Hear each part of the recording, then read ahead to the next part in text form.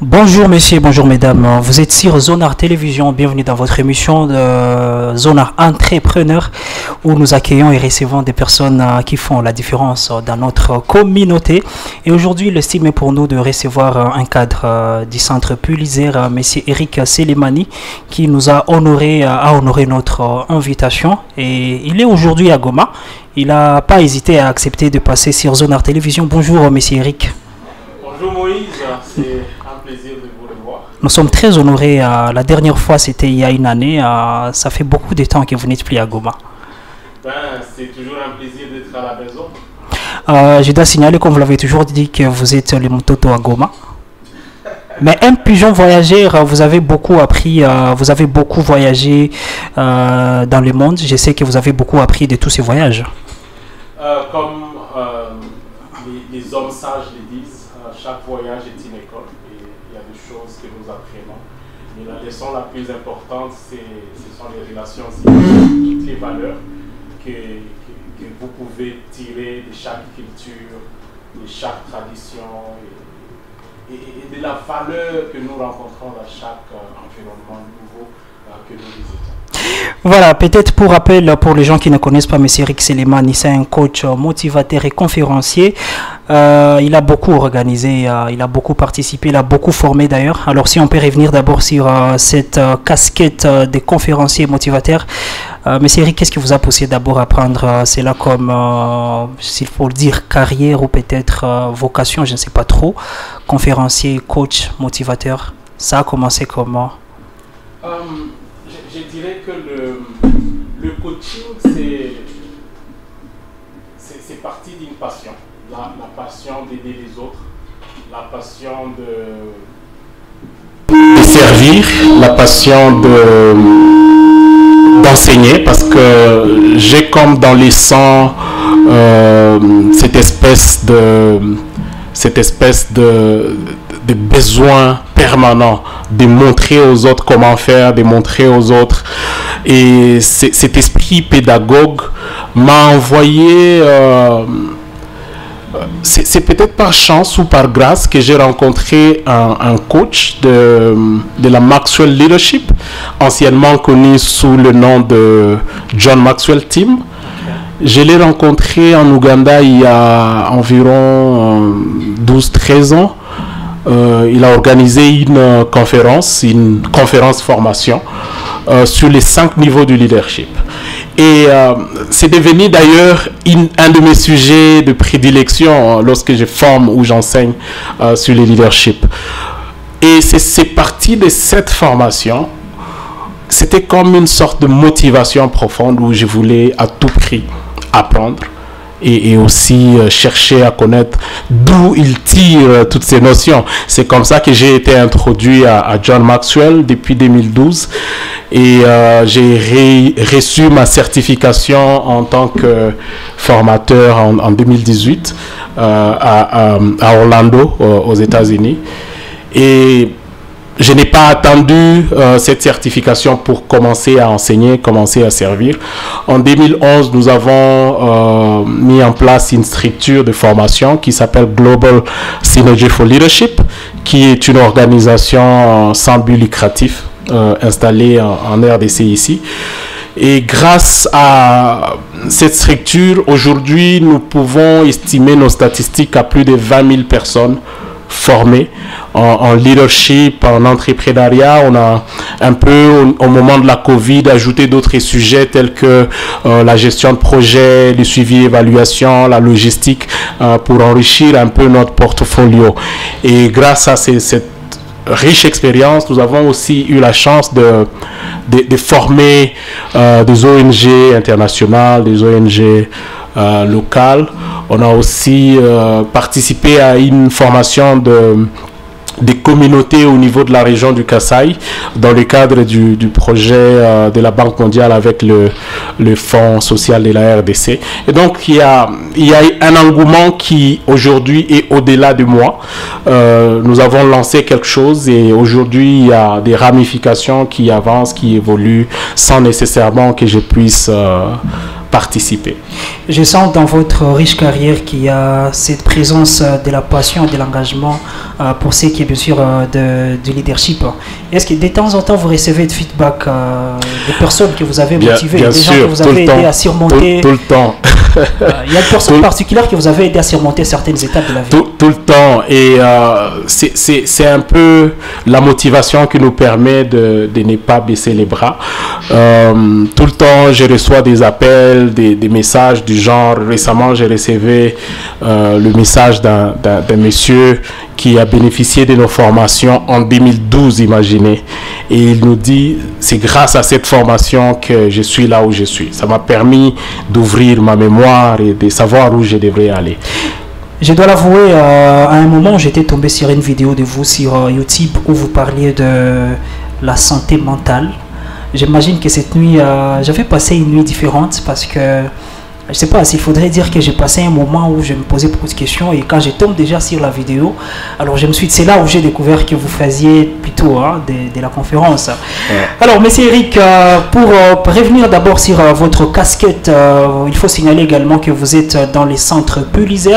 Mais avant, qu'est-ce qui a précédé votre carrière en tant que conférencier ou votre présence dans les centres Pulitzer? Bon, à côté de cette passion, enseigner le leadership, je suis aussi spécialiste dans tout ce qui est gestion de projet.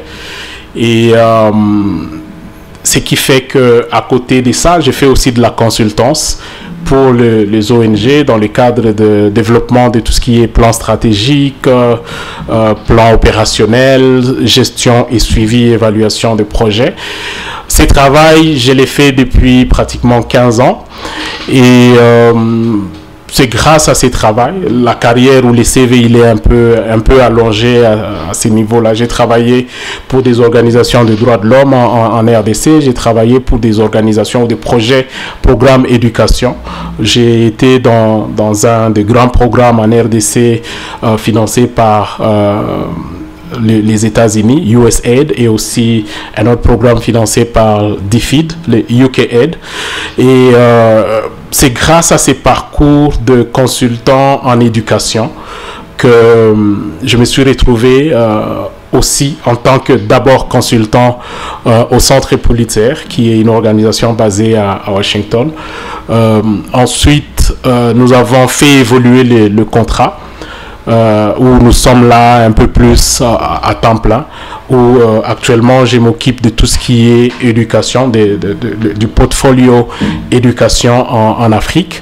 Okay. Et ça fait déjà 3 ans pratiquement que nous sommes là avec le Centre Pulitzer. Alors par là même du centre en question, où vous êtes bien sûr responsable de l'éducation en Afrique, est-ce qu'il y a des objectifs particuliers que vous vous êtes assigné peut-être en tant que responsable particulièrement en Afrique, connaissant bien sûr la conjoncture actuelle de l'éducation? On ne sait pas jusque-là qu'est-ce qui se passe, mais est-ce que vous avez des objectifs très précis et particuliers que vous visez? Je pense que j'ai eu beaucoup de chance en arrivant au Centre Pulitzer.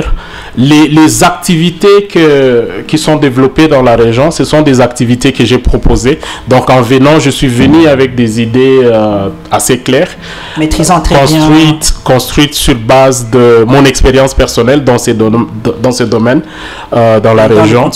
Et j'ai proposé, parce qu'il ne faut pas aller loin de la vision du Centre Pulitzer. Nous voulons préparer la prochaine génération à prendre conscience de son rôle pour ce qui est de la préservation de la planète. Et je pense que l'école est un endroit où nous pouvons bien jouer ce rôle, préparer les élèves à prendre conscience, mais aussi à jouer le rôle lorsqu'ils prendront leur position de leader à l'avenir. Et c'est pour ça que nous avons décidé de construire notre objectif autour de l'enseignant. Parce que nous savons que l'enseignant joue un rôle important dans la communication école, communauté, élève, parents, ainsi de suite. Et donc, l'enseignant est une pièce centrale de nos activités. Et dans la même optique que vous avez mis en place un programme d'accompagnement des enseignants, est-ce qu'on peut en savoir un peu plus à quoi cela consiste? Oui, d'abord ce que nous avons commencé par faire, c'est de donner à l'enseignant la possibilité de s'exprimer sur son rôle mais aussi le former. Donc nous avons eu des activités de formation et à la suite de ces activités de formation, nous avons mis en place ce que nous appelons aujourd'hui les réseaux des enseignants. Ces réseaux continuent à grandir. À la fin de l'année 2023, nous avions environ 158 enseignants, mais aujourd'hui on est à plus de 250. Pourquoi c'est très lent à grandir? C'est parce que la condition pour intégrer les réseaux, il faut participer à au moins une formation. Et nous sommes en train de nous étendre. Aujourd'hui, nous avons déjà des membres de ces réseaux au Cameroun, en Afrique du Sud, en Ouganda, au Rwanda, et en RDC. On continue à les faire élargir petit à petit. Sinon, quels résultats pratiques vous avez constatés depuis que vous avez lancé les programmes? Les résultats pratiques, c'est une longue liste. Les premiers résultats, c'est que nous avons eu beaucoup d'engouement, même des élèves. Nous voyons la répercussion de ce que nous faisons avec les enseignants au niveau des élèves. Nous avons vu des élèves s'engager dans des activités où ils ont planté des arbres dans leurs écoles. Nous avons vu des élèves en train de sensibiliser d'autres enfants dans leur communauté. Nous avons vu des enseignants initier des activités en dehors de ce que nous faisions ensemble, initier des activités de communication dans leur communauté. Et nous pensons que cela va continuer. L'impact va continuer à se produire d'ici quelques mois, quelques années. Donc on peut dire que vous êtes déjà satisfait du résultat ou peut-être du travail fait ici chez nous? Je dirais que nous sommes au début. Nous sommes au début et c'est déjà un bon signe. Nous souhaitons voir mieux, voir plus. Mais c'est satisfaisant de voir que nous avons bien commencé. Vous avez lancé un programme de préparation des plans de leçons pour les enseignants. Un plan dans lequel certains enseignants de la ville de Goma ont participé. Alors je me pose la question, comment ça se présente présentement sur terrain? Dans la plupart des pays, l'État n'investit pas comme il faut dans l'infrastructure et cela fait que certains enseignants travaillent dans des conditions assez difficiles. Et donc il y a ces manques d'accès à l'information, travailler dans une infrastructure de moindre qualité. Je pense que ce sont les principaux facteurs qui constituent la difficulté de tous les enseignants dans la plupart des pays. Mais les centres, de temps en temps, participent, je pense, à l'accompagnement, bien sûr, de ces enseignants, bien que le nombre peut peut-être être limité. Je pense que l'accompagnement que nous faisons ne touche pas à ces facteurs-là, parce que nous ne voulons pas nous engager dans ce qui n'est pas notre responsabilité. Au contraire, nous voulons encourager les ONG qui font de la plaidoirie ou des ONG de la société civile qui sont dans l'éducation à pouvoir plaider pour la cause des enseignants pour que leurs conditions soient améliorées. Voilà, merci Eric. Si ça ne sera pas peut-être c'est projeté dans le futur, est-ce qu'il y a des programmes particuliers, surtout dans l'éducation, qui sont prévus avec le centre Pulsar?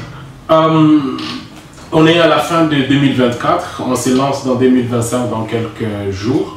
Je pense que nous avons des priorités pour cette prochaine année. La première priorité pour moi reste la formation des enseignants. Nous avons prévu des activités de formation des enseignants dans plusieurs régions. Nous avons aussi prévu la sensibilisation à grande échelle des élèves. Et cette fois, nous voulons prendre en compte aussi les élèves et les enseignants qui ont des limites physiques. Là, je suis en train de parler par exemple des élèves qui ne voient pas, des élèves aveugles, des élèves qui ne parlent pas. Nous voulons prendre en compte ces élèves dans nos activités de sensibilisation parce que nous pensons que tout le monde, quelles que soient ses conditions physiques, a droit à la bonne information. Et à l'éducation surtout quoi? Ouais, à l'éducation. Voilà, merci Eric Séléman, nous serons en train de discuter avec vous. Mais avant de vous dire peut-être au revoir, il y aurait un message que vous aimeriez donner à certains enseignants, particulièrement ici chez nous à Goma, avant de partir. C'est toujours un message de résilience. Je sais que Goma, c'est la plus belle ville de la RDC et nous sommes fiers de vous, de tout ce que vous faites en tant qu'enseignant. Je crois que du plus profond de mon cœur, j'ai une dette envers tous les enseignants de la RDC, tous les enseignants de Goma, parce que tout ce que je suis, tout ce que la jeunesse est devenue, c'est grâce à leur sacrifice. Et donc mon message, c'est un message de merci, chers enseignants, pour ce que vous faites. Merci à tout le monde qui s'investit dans l'éducation de la jeunesse, parce que c'est grâce à vous que Goma reste résiliente malgré tout ce qui se passe autour de la ville. Voilà, mesdames et messieurs, c'était Eric Selemani. Peut-être très prochainement, il va revenir pour parler de leadership et surtout, il va revenir avec sa casquette de conférencier. Et pourquoi pas de l'entrepreneuriat. Ah, voilà aussi. Hein. Ça sera toujours un honneur de recevoir ici, monsieur Eric Selemani. Donc, on s'est dit quoi? J'étais Moïse Itego à la présentation de cette émission. On se retrouve donc très bientôt pour le prochain numéro. Ciao.